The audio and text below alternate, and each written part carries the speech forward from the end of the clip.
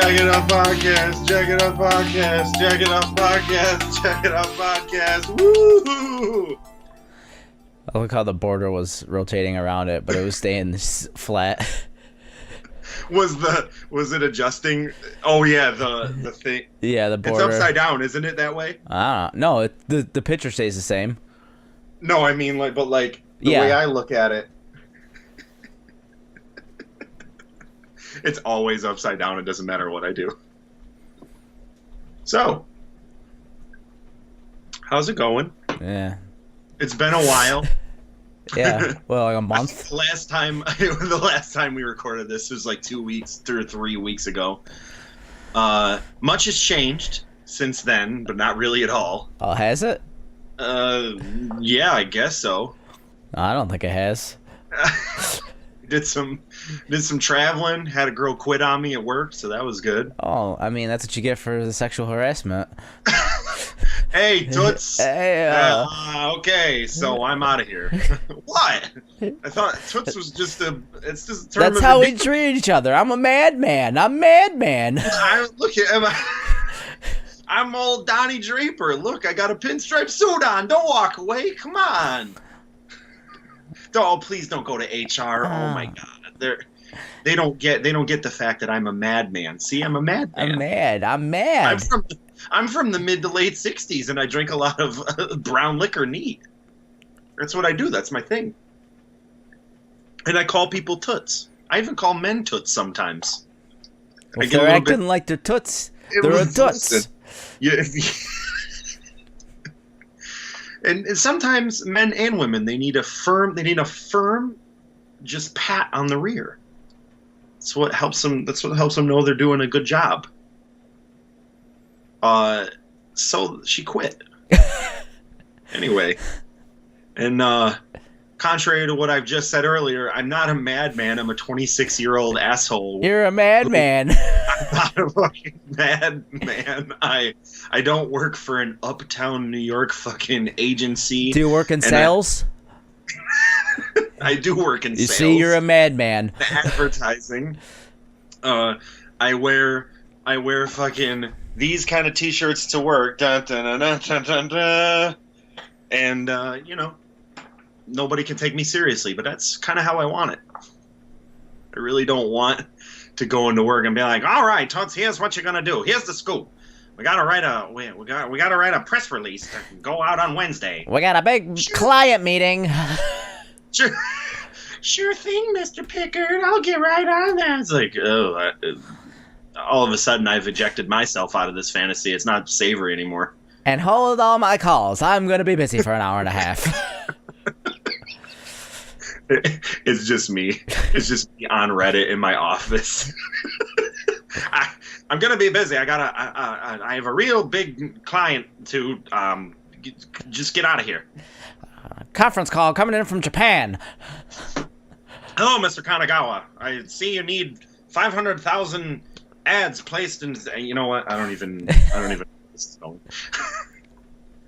But I was training these two women for a week. One of them is what is she like? I think she's like 50 something, which is crazy. And then the other one was 23. And they couldn't be more different. And you could probably take a wild guess as to the one that left. 23. And you'd probably be right. Yeah, exactly. And I gotta work. Yeah.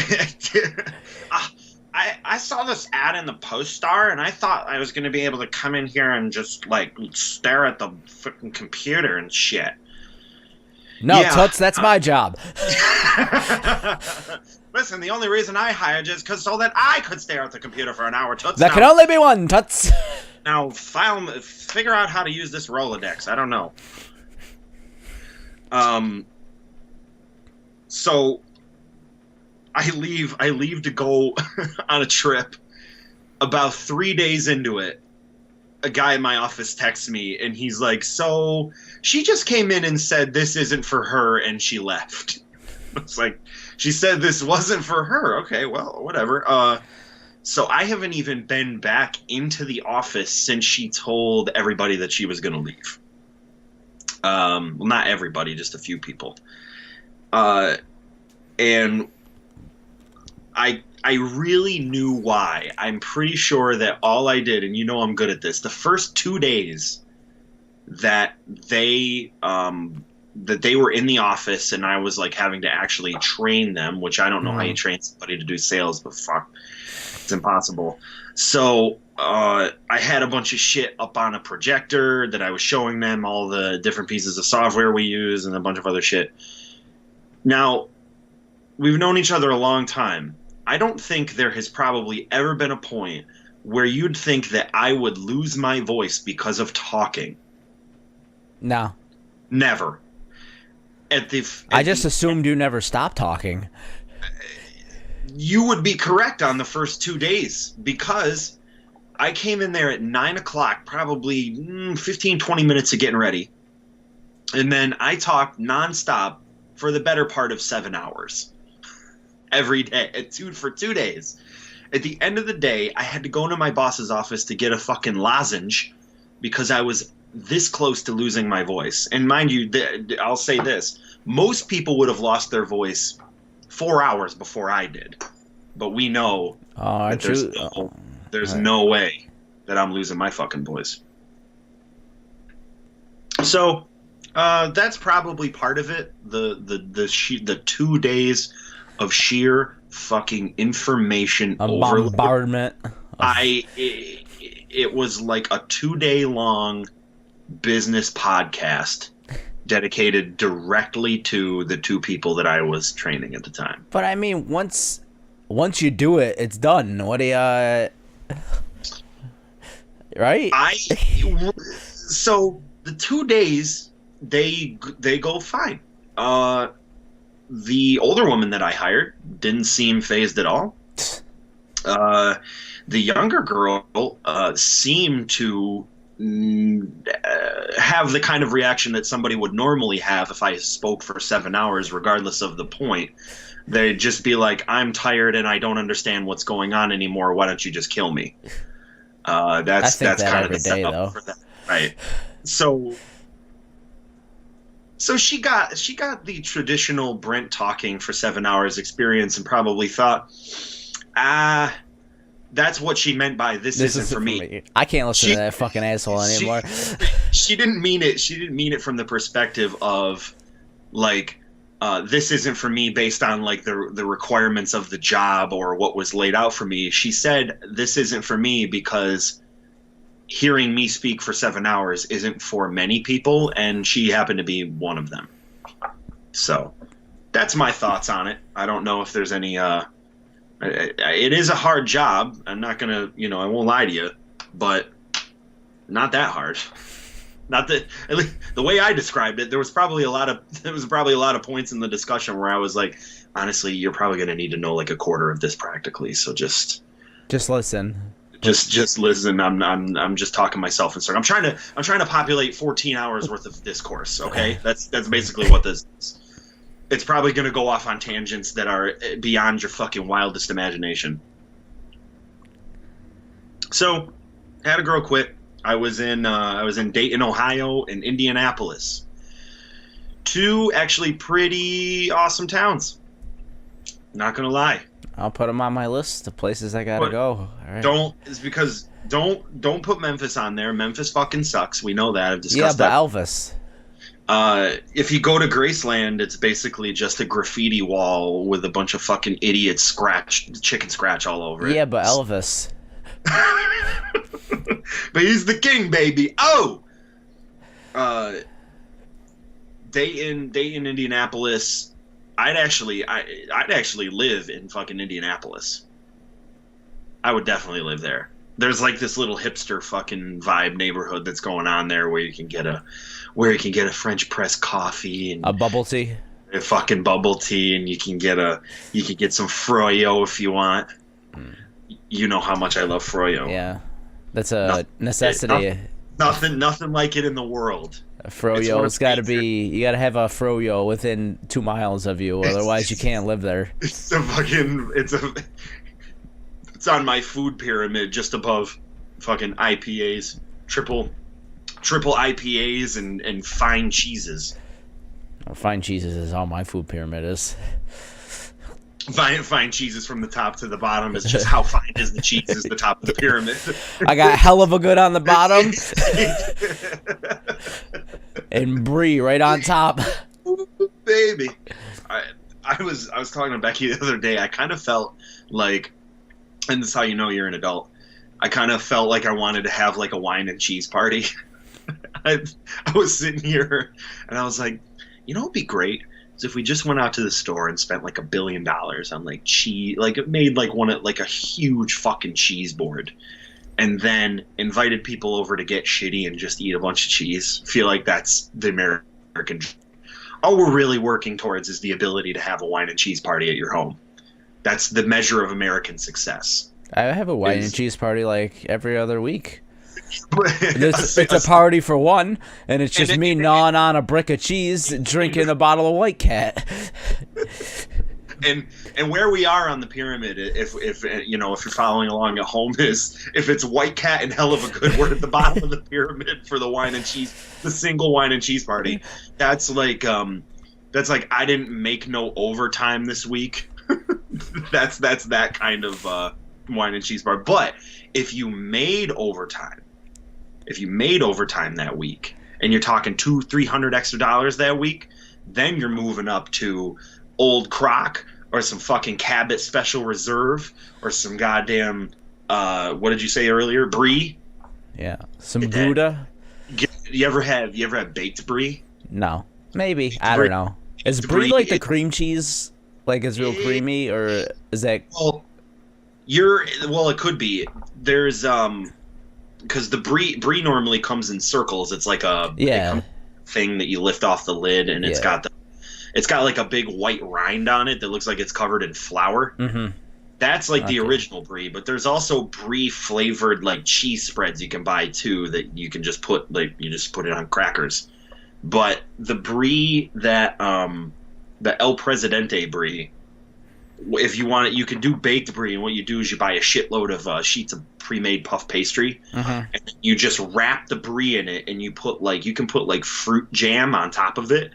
Okay. So you take the brie thing, you spread a shitload of jelly or preserves or whatever you want on top of it, and then put it on top of a sheet of puff pastry, and then you just fold in all the corners, and it's fucking indescribable. I mean, how could that be bad?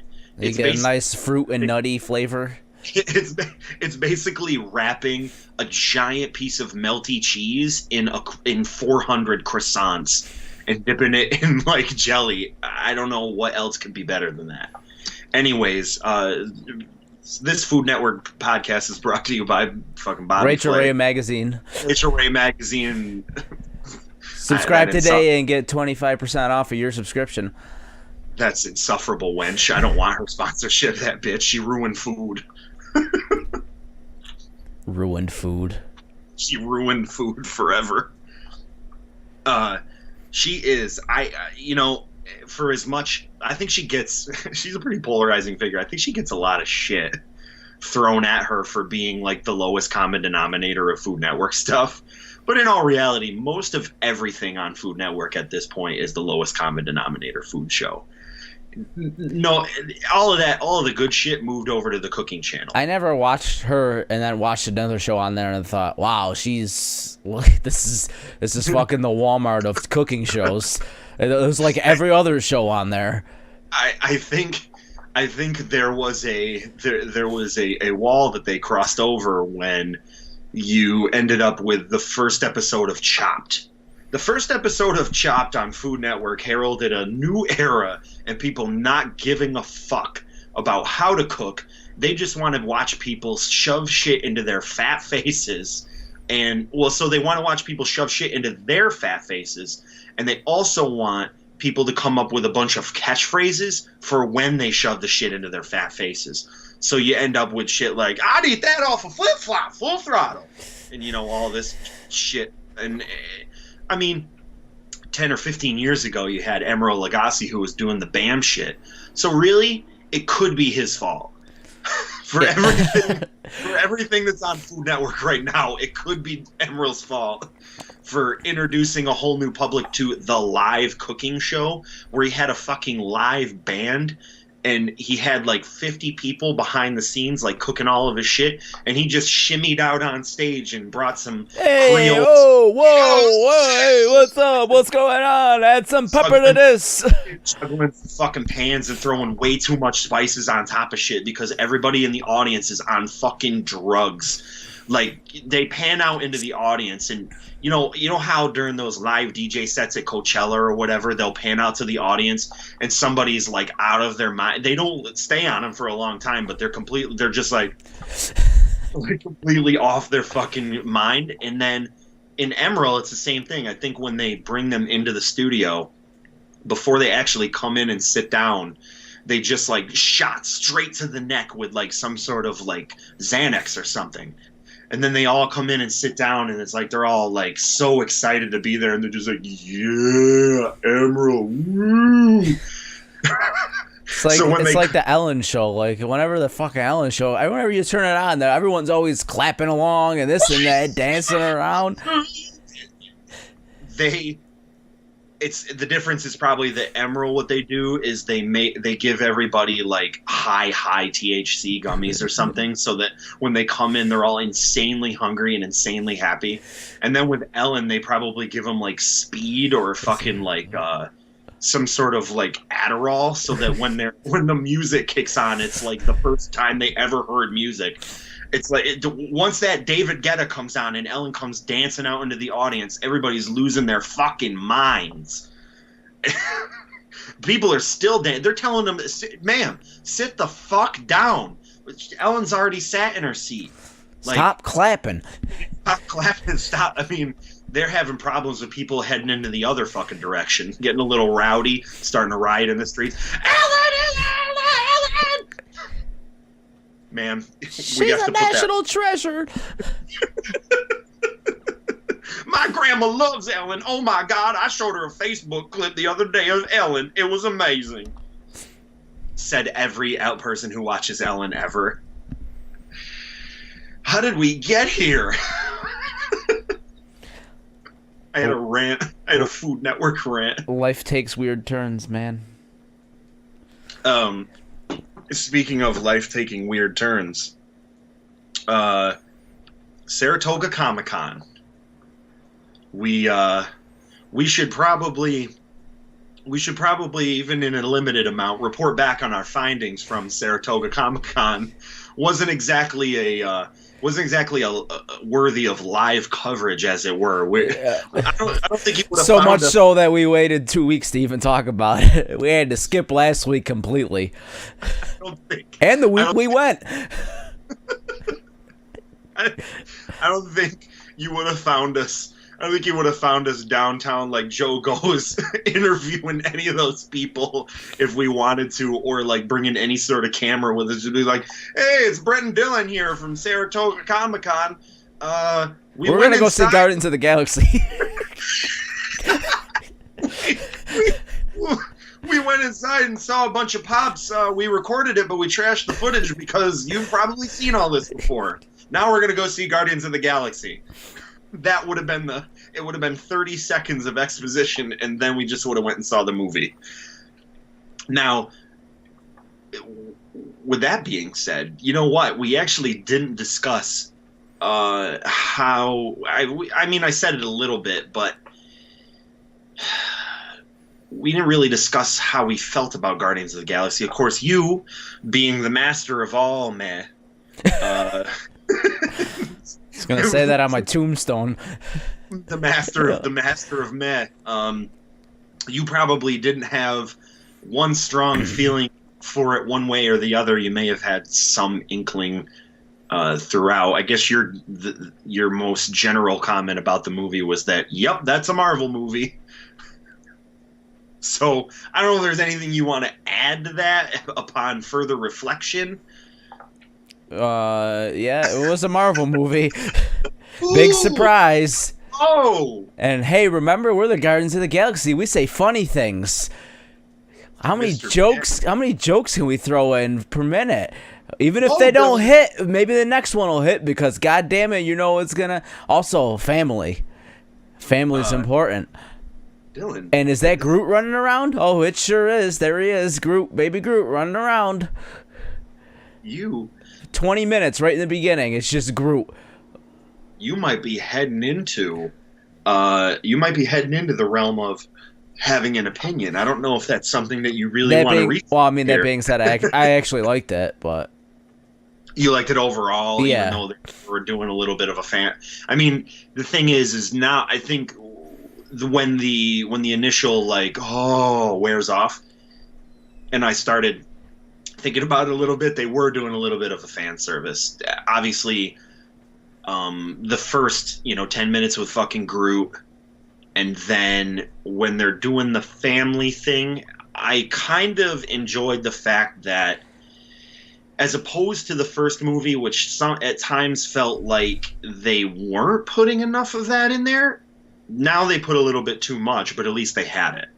yeah. Because in the first movie, they kind of just skipped over the fact that any of these people had like a relationship that went beyond like being forced, put together. Well, they in didn't. Such a way.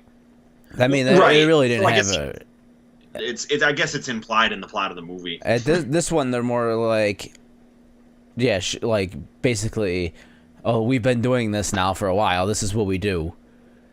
Right. The first one, it was like, well, we were kind of thrown in this. We're together. Let's do this together. Otherwise, we're not gonna. Which I think both movies succeeded in giving you. What they wanted to show you. Which the first one was they wanted to show you, hey, it's a ragtag group of fucking scallywags, and oh, look how precocious they all are, and they sometimes they argue, but boy, he's only looking out for himself. He doesn't know what's going on. So they had that shit going on, and then in the second one, they started off a little bit like that. They sort of started in the realm of like, oh, everybody's out for themselves. They sometimes show this brief glimmer of caring about one another, but I know they won't. They don't. And then all of a sudden, boom, flip the switch, and then all of a sudden everybody's crying all over each other and whatever. And it's like, hey, I got sucked up in it. No bow to doubt it. At the end, when they brought it a little bit darker, not incredibly dark, because you know what's going to happen. It's not. I mean, it's a Marvel movie. Yeah. Even in the dark. Only when they fight Thanos will someone probably die, and even then, yeah, probably not. All the same, and that is what it is. Although I did have a little bit of a discussion with somebody regarding the types of Marvel movies that there are, because there's about 4 or 5 types that they seem to stick to. There's the all comedy Marvel movie that is Ant-Man, which typically doesn't give you any sense of foreboding. It doesn't make you even for a second believe that there's anything bad going to happen to the character. They use it as a thing where it's just the whole movie is a comedy to a certain degree. Then there's the lighthearted. There's the lighthearted sort of high energy, which is your Guardians of the Galaxy, and I don't know. I think the other one would be Iron Man. Most of the Iron Mans are darker. Largely darker by subject matter, almost across the board. So there's they use certain like feels, and even Doctor Strange. Doctor Strange is very dark. That's the only one that bridged on the mystical, though. That's where I felt kind of. I like that movie a lot more than a lot of the other Marvel movies because they didn't do space. And they didn't do New York City. You know what I mean? Like the two things they do is space in New York City, and then New York City going into space. Not New York City physically going into space, but New York City and then the characters going into space. They were just like this, all new locales, like fucking Nepal or wherever he was, and they're giving you like these amazing. They're giving you more landscapes, more settings, I guess, in Doctor Strange. And there hasn't been a movie like that that delves more into the magic stuff. Like, it's more magic than superhuman. None of the people in that movie were in any way augmented by some sort of cosmic force, or were in a fucking robot suit, or am a robot like Ultron or whatever. I had something written down. I just remembered it. We're gonna go in a complete 180, but I gotta pull it up. It's there was a thing that I found last week that I thought was so funny. There was this group of, I guess they're artists or writers or something like that. Oh, of course. That are putting on a play. And it's not so much a play as it is like a thing that you go to where they do like a bunch of readings. And what it is it's really, really erotic love letters from famous artists that they've written to their significant others. Men and women. So they go each way. So let me pull this up because it's incredible. There was one that was quite literally so verbose and so like it was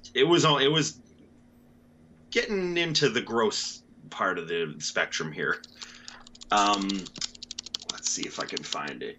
Erotic. Here's what I'm Googling in order to get back to this page. Erotic love letters. Now I'm gonna get flagged. From, I think Frida Kahlo was the one that was featured. It was Frida Kahlo and Diego Rivera were the two that were like, oh my god, it was amazing. I have no fucking clue what you're talking about. Why? What is this? Okay, I'll explain it again. So a bunch of people have uncovered a bunch of love letters that artists have sent to their significant others, like, and I'm talking old artists. Okay, and right. Like, and let me see. I don't know why I can't find it now. I wonder if they took the article down. Whatever. Fine, you come up with something.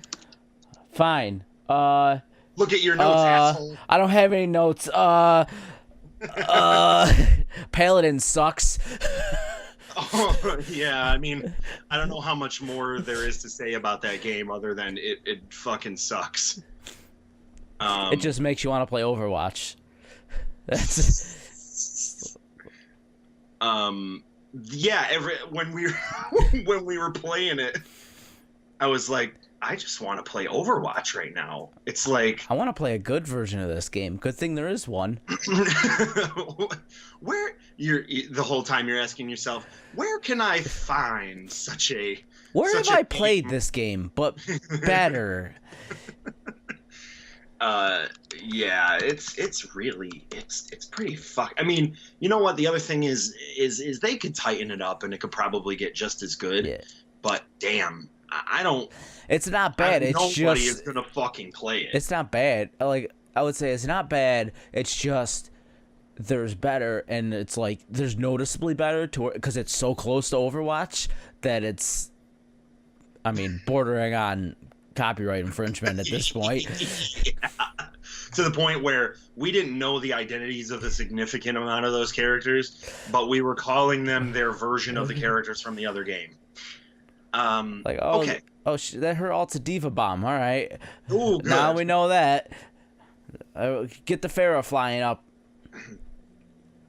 So, figured out who it was. Well, one of the people, James Joyce, who is the author of such long and incredibly complicated books as Ulysses, which you may have heard of. It's one of those classic novels. I thought Homer wrote that. No, that's the Iliad and the Odyssey. Close. You almost had it. Is it the sequel? So, Beowulf. That's what I was thinking of. Beowulf. Yeah, everyone's written Beowulf. So James Joyce wrote some letters that are now pretty infamous, and several other artists and writers that How do we are have proof that he wrote this? they exist. These letters. Yeah, just because they exist doesn't mean that he wrote them. Well, his signature is on the bottom of them. It's a love letter. It's a letter that he sent in the mail from his address. It's verified. His signature. Yep. Bullshit. Well, they have some of these in a museum as well that they've done a lot of It research belongs on. in a museum. I'll open with this. My prick is still hot and stiff and quivering from the last brutal drive it has given you, when a faint hymn is heard rising in tender, pitiful worship of you from the dim cloisters of my heart. James Joyce, official writing. No one ever sends me stuff like that. I wish somebody lusted after me like James Joyce lusted after his lady. I just get K's and sounds good. Now, you know what's funny about that you say that? The original article that I read this from, the reason why they were putting on this show is because of that. The reason why these people were putting on this show of these readings of these artists saying these nasty, filthy, fucking disgusting things to people was because they thought that we had largely gone away from the era of the love letter because of technology. So now what it is it's like, you know, Netflix and chill and, you know, eggplant emoji. Yep. Eggplant emoji, exactly. And the DMs on Instagram, you know how it rolls. Oh, we know. So James Joyce, in a way, felt that he needed to express his love for his ladies in much, much more than an eggplant emoji, you know, or question. I learned from like Cialis commercials that if your erection lasts longer than 3 hours, you should go check into a doctor. Now, I know from working at the post office that a letter takes longer than 3 hours to get to the recipient. So if his prick is still hard, he should go get that checked out. James, if you're listening, James, if you're listening, if you sent this love letter and your dick is still hard with the thought of it gracing this woman's mailbox, more power to you. But man, that sounds like it hurts. Anyway, so let's do another one, shall we? From my man James Joyce. It was you who slid your hand down inside my trousers and pulled my shirt softly aside and touched my prick with your long, tickling fingers. Not incredibly sexy yet. Just hang on. Long, tickling fingers. I don't feel like that. That sounds like Tim Burton. Tim Burton coming in with like the fucking like claw hands and touching your wang. And gradually took it all, fat and stiff as it was, into your hand, and frigged me. He's a little full of himself, don't you think? He's got some delusions of grandeur. And if you look up, I'm surprised your tiny hands could fit such a hard and throbbing cock such as mine. But sure it did. I mean, it's like he's writing these letters to himself. I know. Not the woman that's supposed to receive them. What is she going to look at this and be like, oh, yeah, it is. That's right. Wow. It is that. It's exactly it. Instead of, it's not that. It's not that big. Oh, good.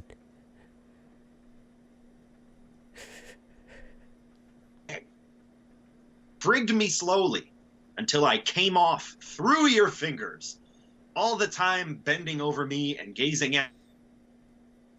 Hold up, you're breaking up real bad. I don't even know if you can hear me. Slowly. Yeah, I didn't get any of that. You just broke up like while you were talking that whole time. Damn it. All right. Is it working? Yeah, now it is.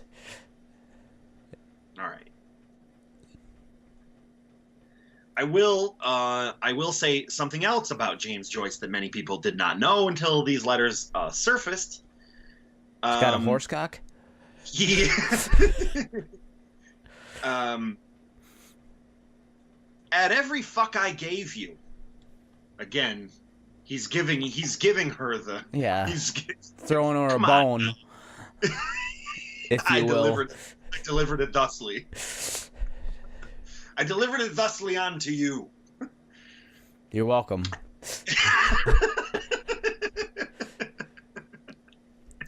Much gratitude. At every fuck I gave you, your shameless tongue come bursting out through your lips, and if I gave you a bigger, stronger fuck than usual, fat... Okay, here we go. I gave you a bigger, stronger fuck than usual. Fat, dirty farts came sputtering out your backside. You had an arse full of farts that night, darling, and I fucked them out of you. Big fat fellows, long, windy ones, quick little merry cracks, and a lot of tiny little naughty farties ending in a long gush from your hole. That segment's over. Thanks, James, for your wisdom. I really appreciate it. Are they trying to prove what kind of point are they trying to prove? Because I don't think anyone would want this letter nowadays.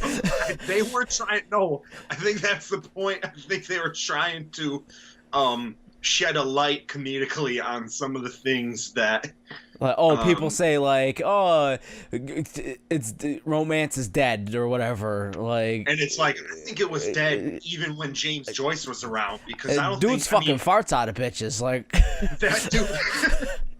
If that dude could send a fart cloud emoji to that woman, he would probably do it 1,000 times a day because he was so obsessed. He was really that's really awesome. There was one more, but we could probably move on. I just wanted you to hear. Those were the best ones. There's Georgia O'Keeffe. That was another one that was really good. The Joyce ones were really scary. He's kind of a scat type of dude. The name of the show was called Your Sexts Are Shit, Older Better Letters. Oh, okay. All right. I mean, if you started with that would have been, I would have known what you were trying to get at. And I couldn't find the title of it earlier on.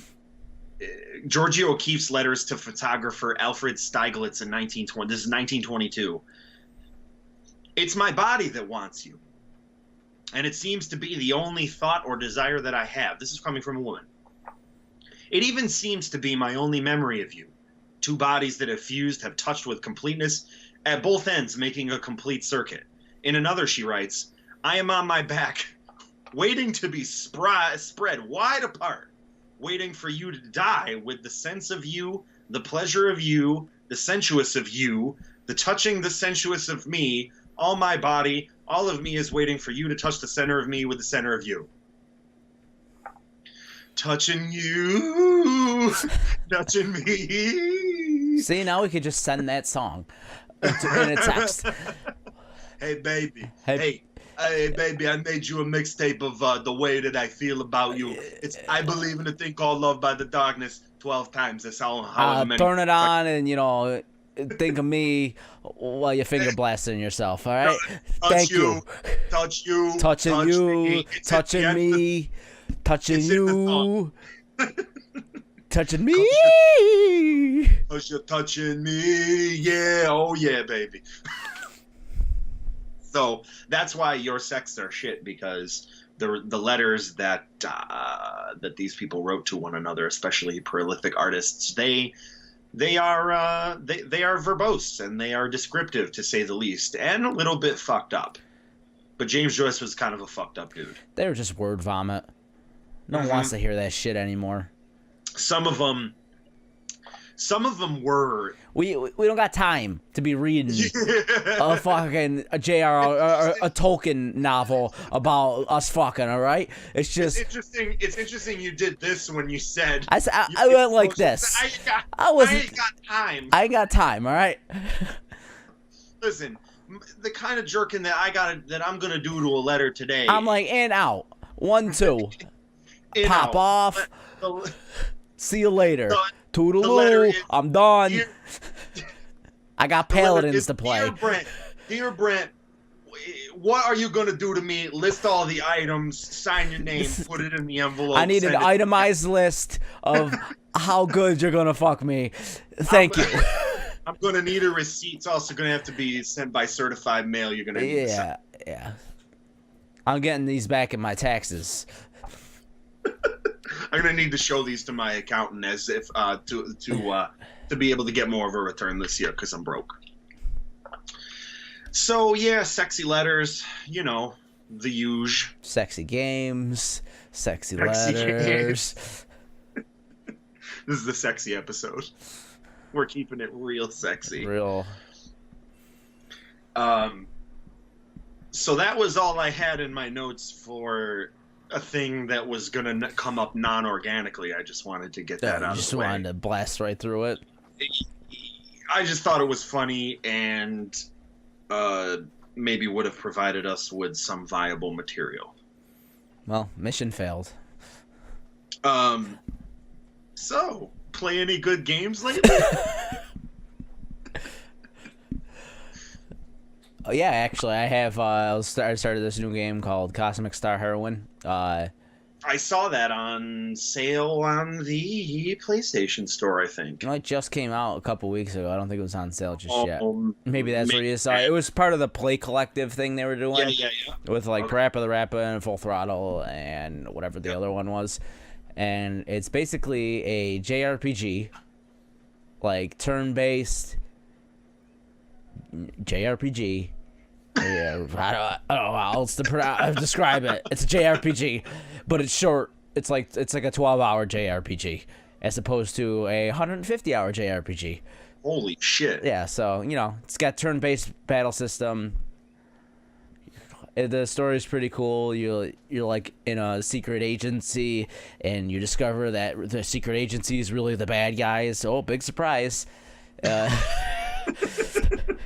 Talking about more tropes in video games and movies. And then you're running basically. So like at the point I am right now, I'm running from them, like from the agency they're chasing you, and it's like a 16-bit style. It's got your pixel art, your sprites, your pixel sprites, beautiful artwork, fantastic. It's like set in like a Blade Runner type world, a neo future. Like kind of like Blade Runner. Right. No, but I mean the style of it is kind of like a Fury type style, or is it less polished than that? What do you mean? The art style? Like yeah. It's like, is it very Final Fantasy VI? Oh, okay. It's sprites, not 3D models. It's sprites. And it's just like a 2D or like top view. Did you see one of the Giant Bomb Unfinished? I'm trying to remember the name of it. I'm looking at it right now. It's a Metroidvania. That was the glob one, the one where you're a disease or something. No shit. That or Flint Hook. There's Flint Hook. No, it was like code or I'll get it. It looked really good, and I was really excited about it, and I don't know why I didn't. Oh, Dead Cells. Yeah, that's what I said. Cold. You're like a cold or something. Oh, is that what it was? Yeah, I think so. That's that's the new hotness right now. It's in early access.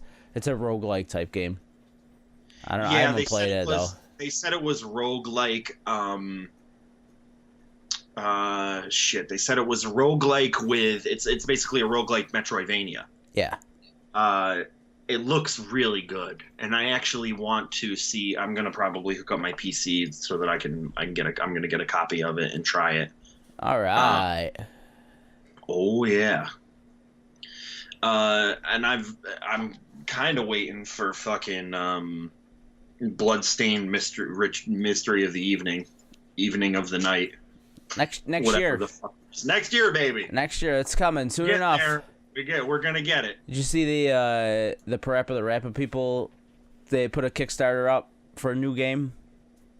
Oh my god, we were talking. Oh my god, Project Rap Rabbit.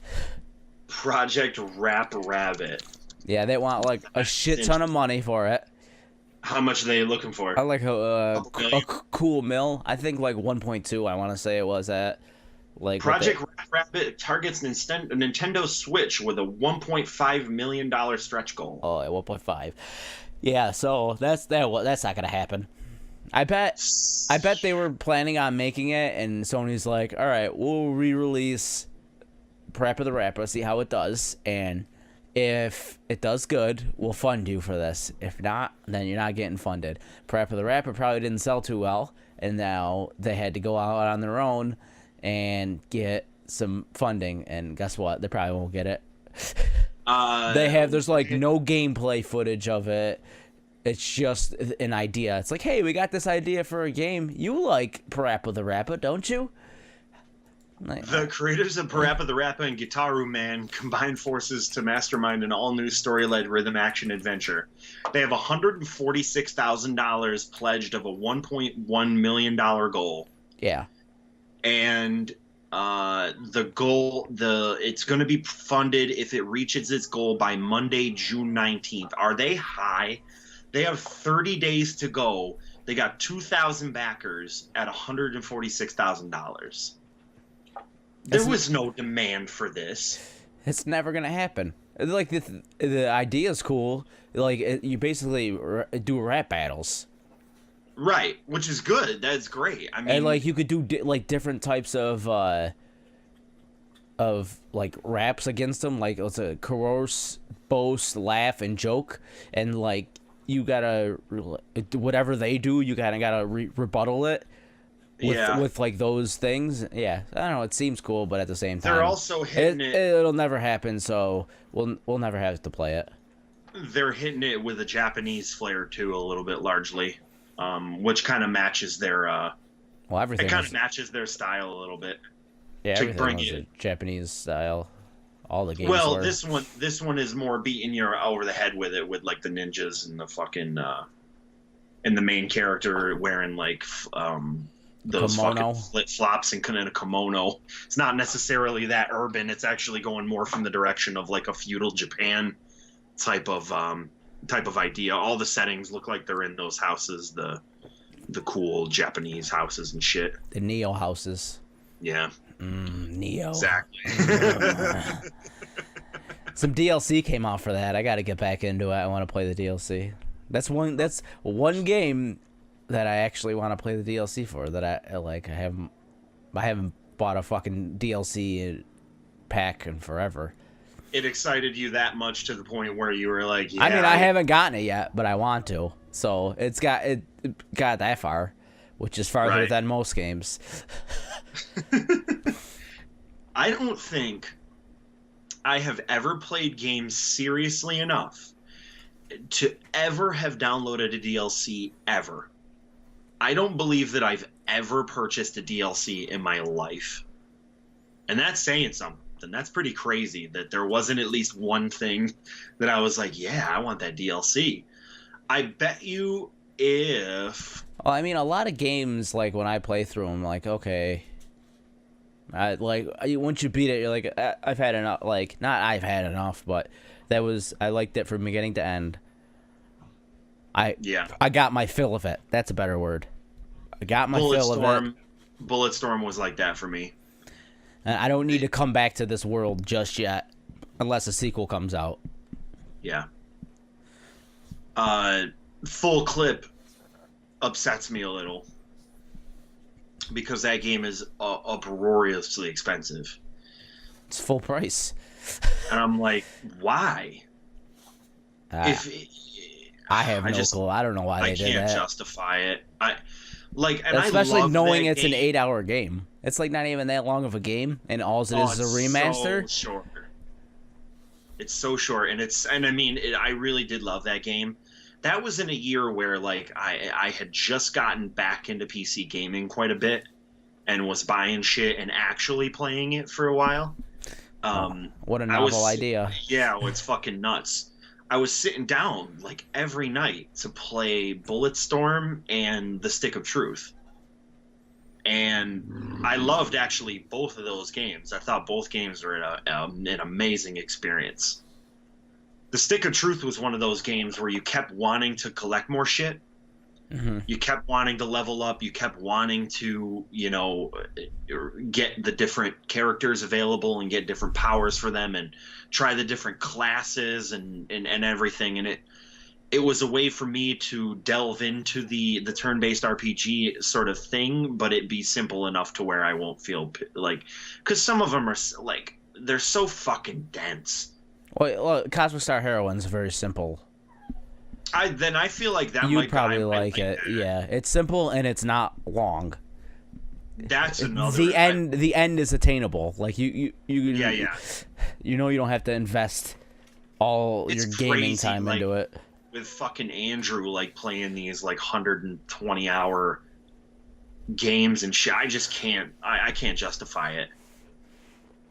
I really I want to play Fury pretty badly because the soundtrack, I've heard a lot of cool things about it. That's just they're talking about the downloadable one on PlayStation.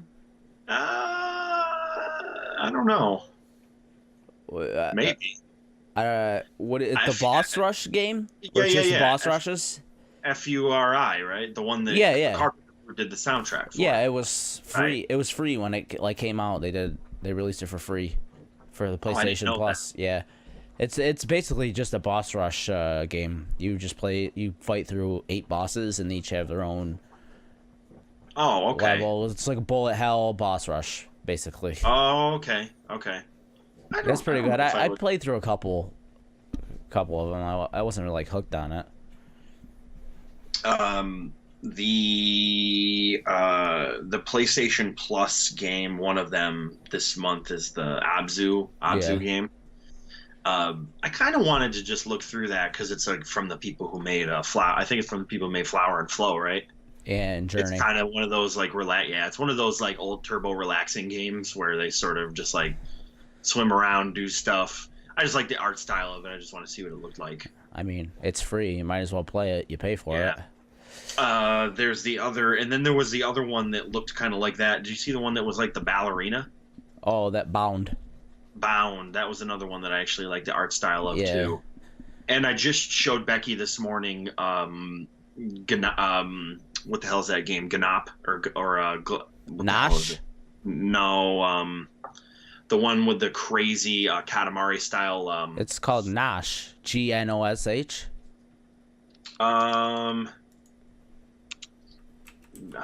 No, it's called fucking.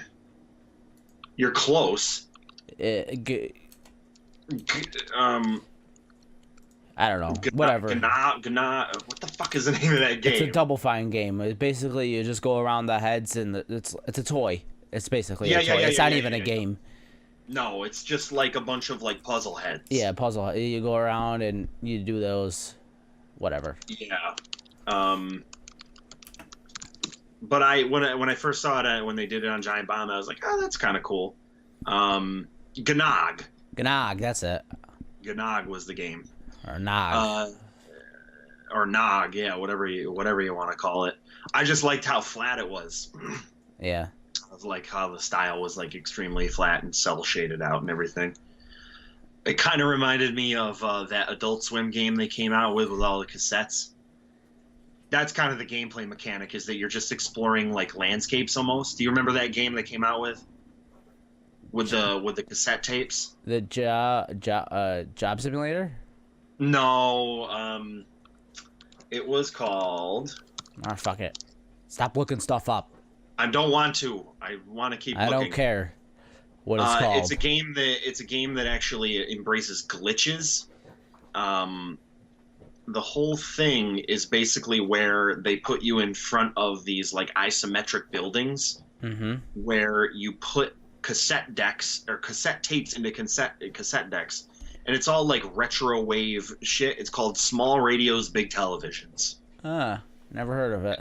I guess they did. I don't know if they moved it into VR, but it's got some weird shit to it. You basically sort of reconstruct the past using these cassette tapes. Mm-hmm. You pop in, and then they transport you to an area that you can explore and look around, and you can actually not glitch, but you can you can hold the cassette tape up to a magnet to fuck with the world that's on the inside of the cassette tape. Just similarly, Okay. Yeah. you actually put a cassette tape on a real magnet, Yeah. it fucks the music Yeah, up. you ruin the data. So you ruin the data on the cassette tape, and then you put it back into the thing, and it transports you into the world inside the cassette tape, and everything is all like wonky and like inverted colors and a bunch of shit. And you actually are able to advance through the levels by finding the differences between the regular cassette world and the fucked up one that you just rubbed on a magnet. That's kind of the concept. Very conceptual game. And also accounting was very much the same way. The game from Justin Roiland that they made in VR. One of my friends at work actually got an Oculus dev kit from Oculus right from Oculus themselves, because they applied for a grant from them to actually get, like, because Oculus sent them like the whole kit with like a bunch of shit and like a note with all their signatures on it and whatever. They sent it right to the college that my friend was going to for their computer club to use. That's cool. So they ended up they got the grant, and they got everything from Oculus, and they said the first thing they set up was accounting. He said it was one of the weirdest experiences he's ever had playing any game, regardless of VR. I watched some of it. It's really weird. They not surprising, of course, seeing who it came from. Yeah.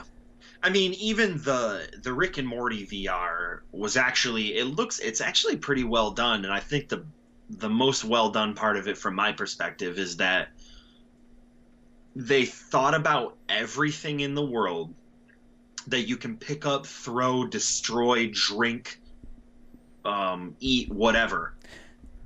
And they've programmed in functionality for it. Well, I mean, that's the mark of a good VR game. That's like what everyone looks for in a VR game. You want the world to feel real if you're gonna have full submersion in a world. Yeah, they understood the idea. That's the point of VR, is it's virtual reality. So if you see a cup, you should be able to pick the cup up. If you see a switch, you should be able to flick that switch. Otherwise, it makes it look like you're just looking at a painting really close on your face, as opposed to fully immersion. Immersion? Full immersion. Immersive. Immersion. Emerging? Hemorrhaging. Full hemorrhaging VR. Call 911. I think I have a brain hemorrhage. Good song by Fuel. Hemorrhage.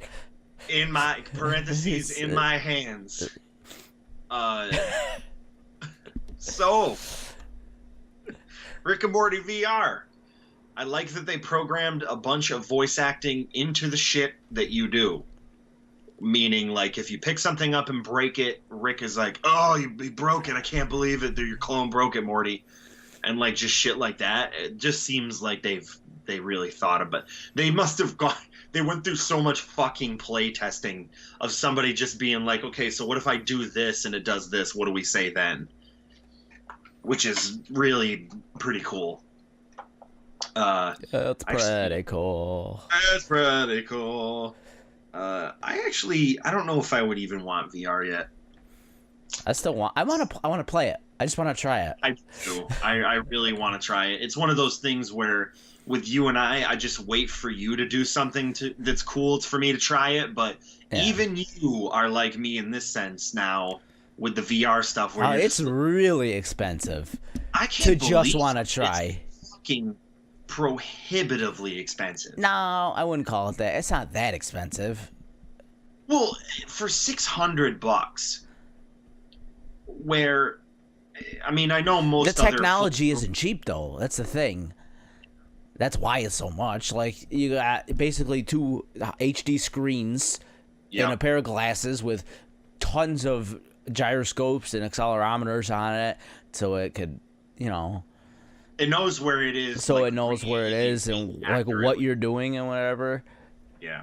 But I don't know. Hopefully it comes down for the. It's either gonna everyman. come down. Well, I mean, once it fails inevitably because it's so much and no one's buying it and so no one's making stuff for it, then I'm sure the prices will be real cheap.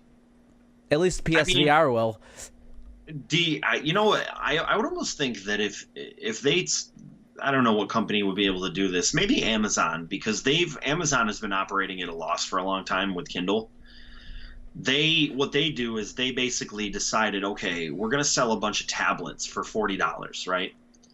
And we're going to take a loss on almost every single one of those tablets, but what we're taking a gain on is the ecosystem.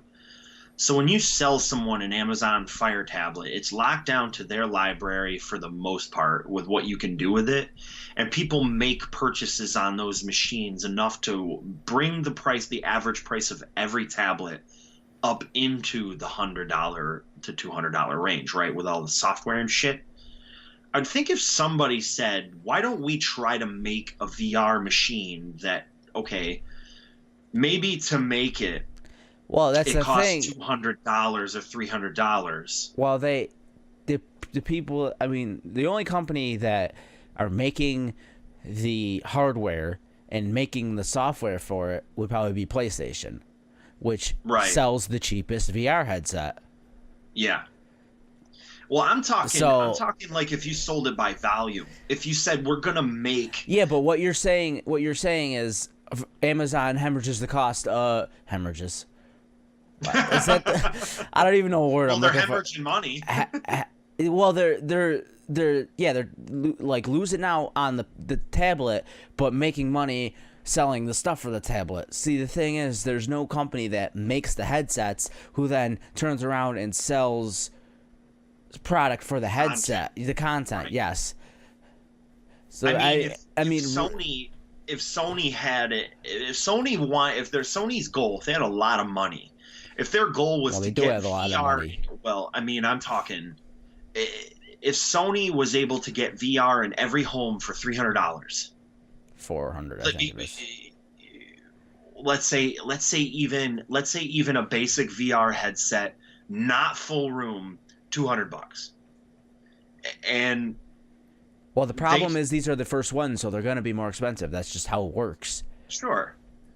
I would hope that the next thing that they try to do is say, let's take a loss on some hardware that's really good and get VR into everyone's home for a price of like a Wii.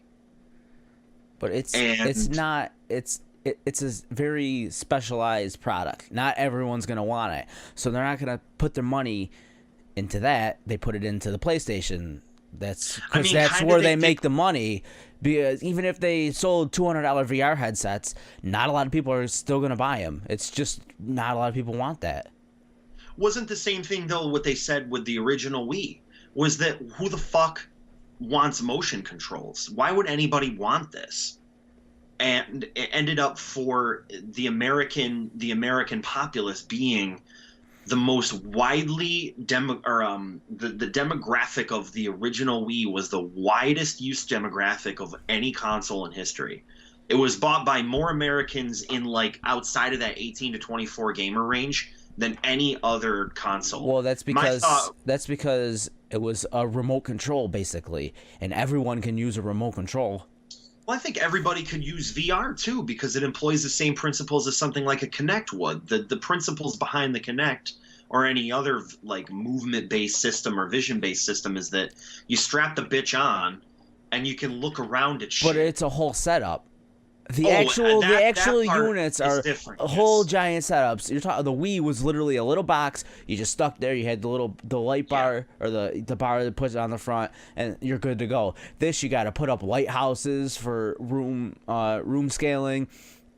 You got to have this computer to run it. That the fucking video card for the computer costs $500 as it is. It's not like, and the people that again the games that are on these are not fucking Wii Bowling or Wii Tennis, where everyone can just jump in and play it. They're Yeah. shooting galleries galore. I mean, if you want to play a shooting gallery, come to VR. We have plenty. But that's the thing, is that no one the demographic was so wide was because the game range was so wide, and also it was a standalone box.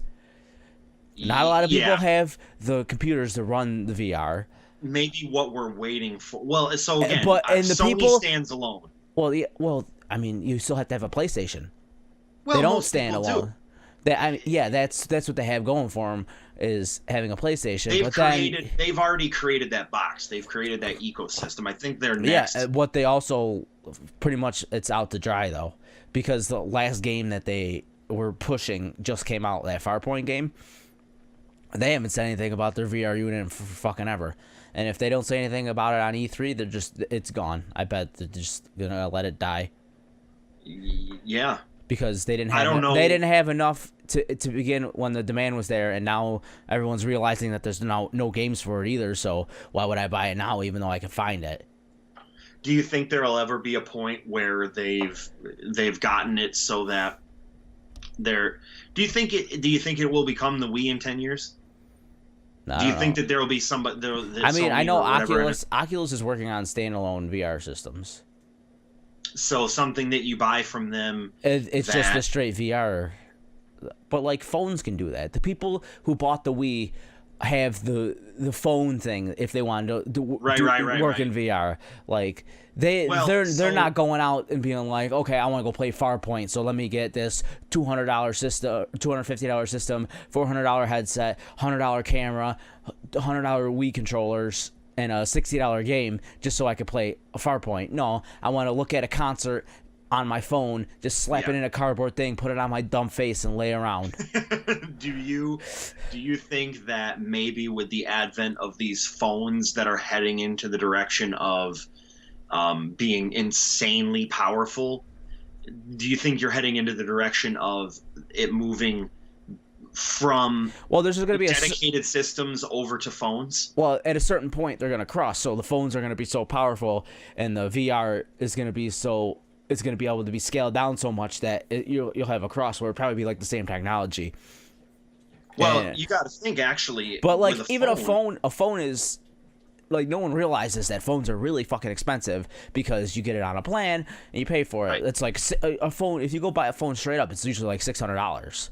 Depending on and especially a phone that's going to be capable of doing what we're talking about. Yeah, well, that price goes down as the technology gets better, but there's a certain point where it can only get so much better and so much cheaper.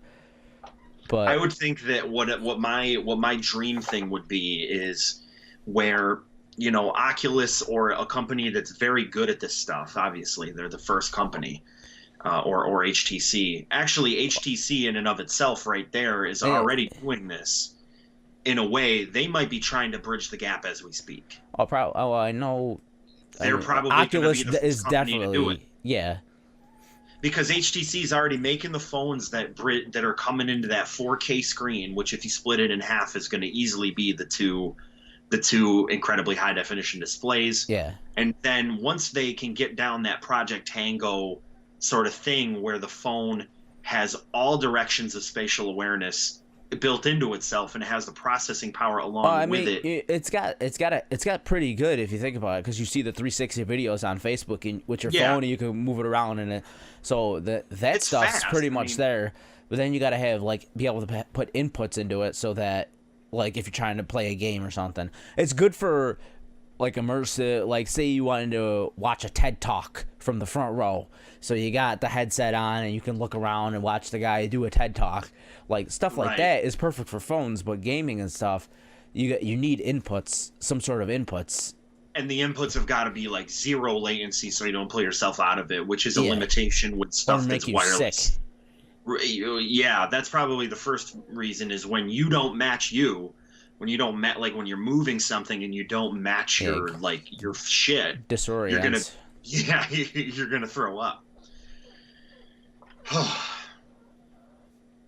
This episode of the VR podcast is brought to you by Oculus. I Jesus wish. Christ. Yeah, they'd be sending us dev kits and be like, "Look at us now. Come on, We're face. using a technology that's going to be dead in 2 years." Sending us dev kits after we just said that their technology's gonna be dead. It's like they're getting. We believe in you, though. If you're gonna give us some free stuff, yeah. They send us a dev kit and we go onto the Oculus portal to look up all the games, and it's like, what the fuck? There's like a dozen games here. This is No, bullshit. there's 1,000 games. All right, They're all that. shooting galleries. Damn it. Oh, It's look, still I can fun, shoot though. zombies in this one, and I can shoot robots in this one. I wonder. It just sucks that that's the only thing it can be. You know what I mean? Because it's like you got the two controllers. What are we gonna do with these? Well, Shooting guns is cool. Shoot, that's about all we can muster, I guess. It's a bunch of people borrowing engines that just already know how to do that, and then they just do it. You do the teleport. Put your That's own the other skin thing. on it.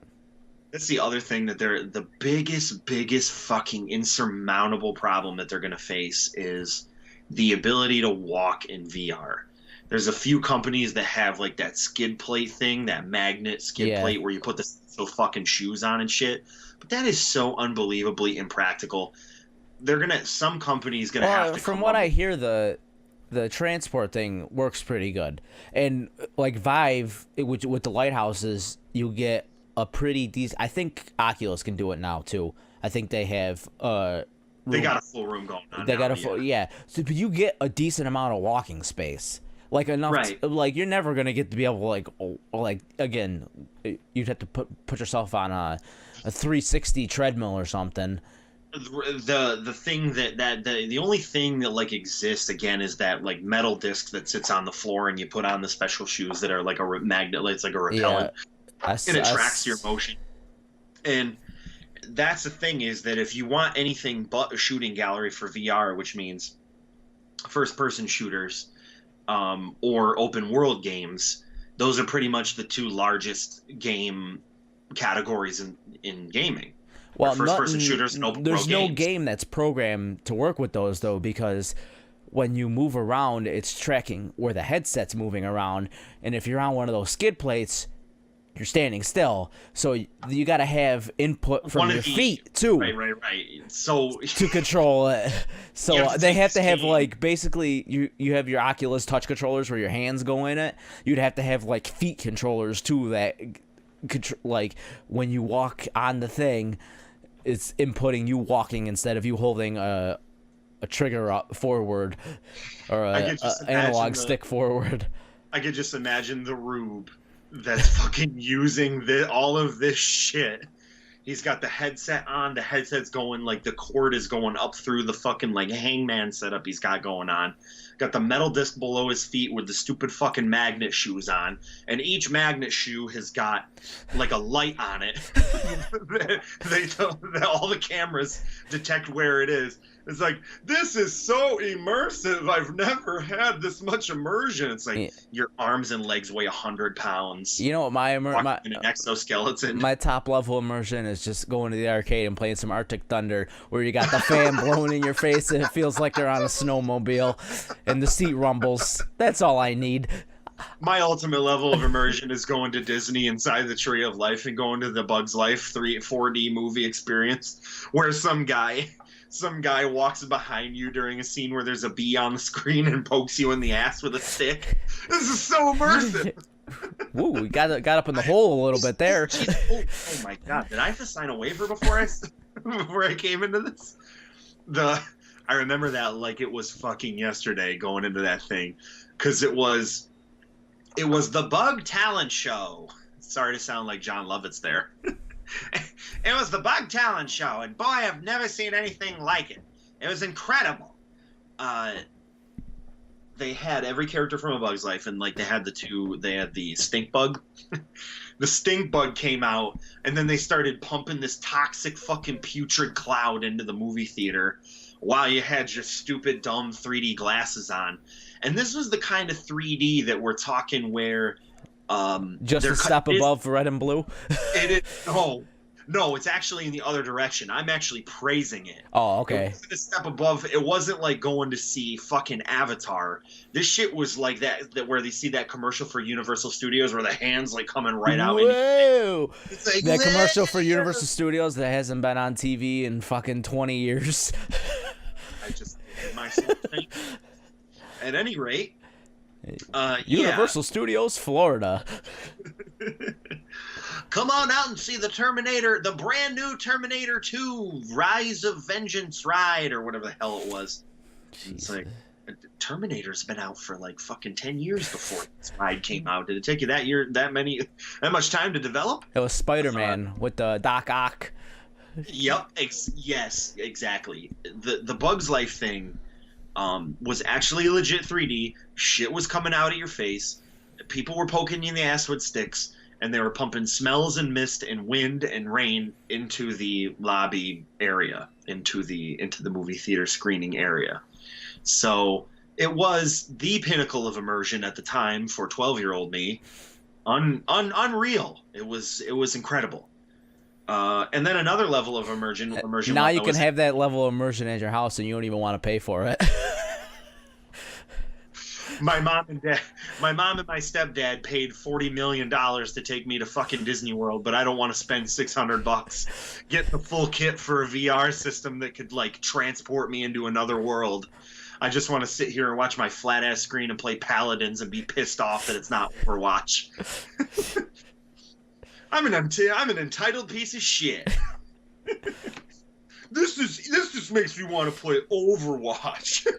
When are they coming out with that? Good thing I got it. Good thing I got it on my hard drive. I don't even gotta get my fat ass up to change the discs. Oh my god, that's amazing. What a time to be alive. Where we're in VR and we're just like, this sucks. The only game that's even remotely passable for this is Rick and Morty. Speaking of, season 3's coming. Season 3 of Rick and Morty and Kimmy Schmidt is out. I don't know. Did you watch Kimmy Schmidt? Oh yeah, I didn't even know that was coming out. I was just on the Netflix and I saw it's like starting May 18th. I'm like, oh shit. Believe me, Becky was like at the end of April. End of April, she's like, oh, it's coming May 18th, and I forgot about it for a whole week. Turned on Netflix today. I was like, oh, Kimmy Schmidt's back. I love that. That's a really good show. I think that's probably one of the best shows on Netflix, and it's got such high demand. Master of None is pretty good too.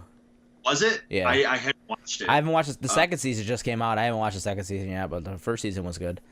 You watched Girl Boss too. You told me that. That was delightful.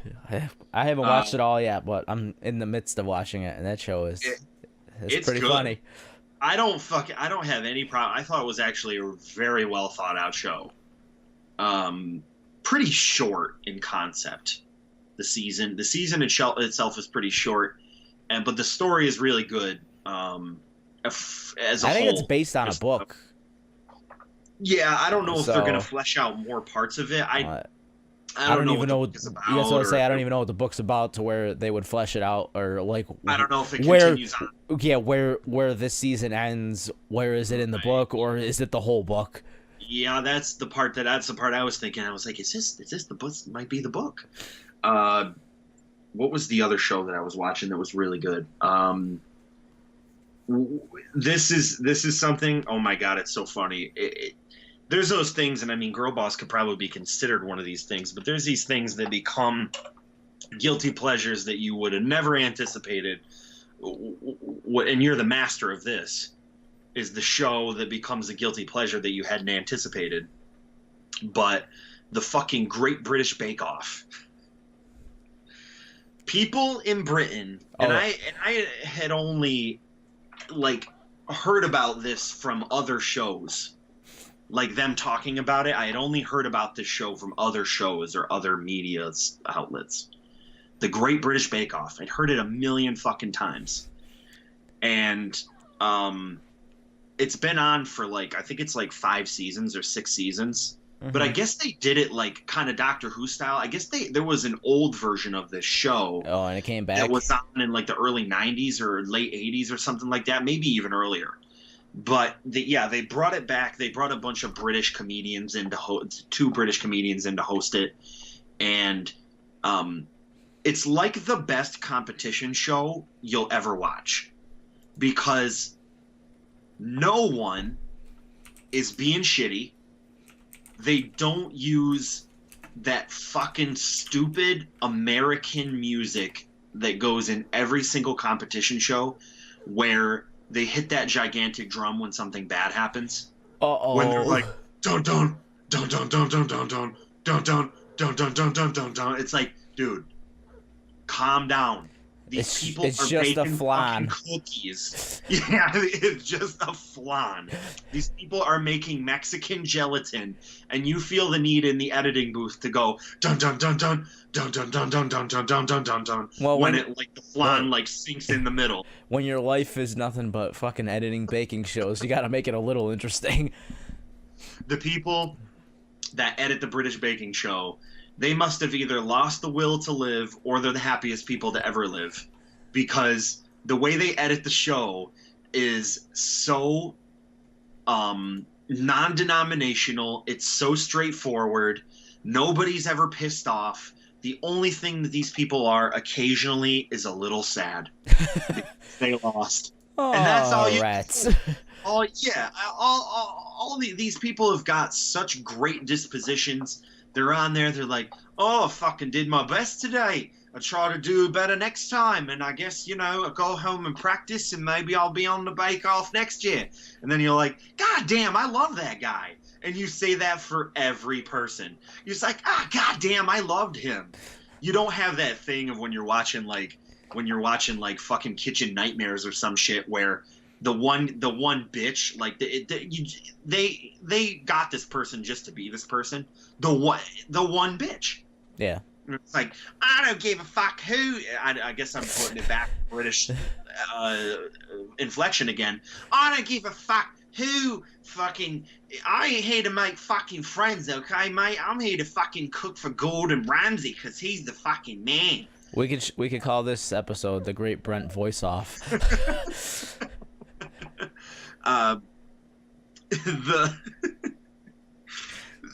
Those shows, they piss me off because then they'll use that instrument that goes wah! In the background of all those fucking shitty shows. They don't have that in the fucking Bake Off. They just play like pretty classical music flourishes. It's like, God, they're so classy. They're so civilized and wonderful, these people. I just want to have them bake me cakes and drink tea all afternoon. So that's my escapism, is the Great British Bake Off. So fuck anybody who thinks that's some chick show. It's fucking awesome. These people are putting together these colossal fucking sugar sculptures and cakes and shit made out of every material in the world. And shit I've never heard of in my life. Like, they're making these desserts and then all it does is make me hungry, especially if I'm high watching it. Jesus, forget about it. Got the munchies watching a bunch of British people bake cookies all day. I was just like, fuck. I want a biscuit. I don't even know what a biscuit is. Is it a cracker or is it a fucking biscuit? Is it sweet? Is it salty? I don't know, but I want it. I want every one of you motherfuckers that was baked today. So, British Bake Off. Great. Greatest show ever. If they could put it in VR, I'd watch it. Oh. Oh, go ahead. I was just about to say, I think that's enough. That's the end of the show. Well, remember, Dylan, we can't all be Great British Bake Off. Sometimes we got to be Kitchen Nightmares. That's the Jack It Off podcast for today. Remember, underneath this beautiful box that you both watched us in is all of the links to the audio versions of this podcast. And if you like what you have seen today and you want us to be in VR, send us an Oculus Rift and smash that like and subscribe button below the video. I'll figure it out. I'll put us in VR. Get a 360 camera for the next one so that we can see all over your dirty ass from my ass apartment. Ooh, look at all around Brent. He's living in a fucking cube. What's this? Can I pick it up? Nope. Nope. It's Immersion completely broken. flat. Woo! All right.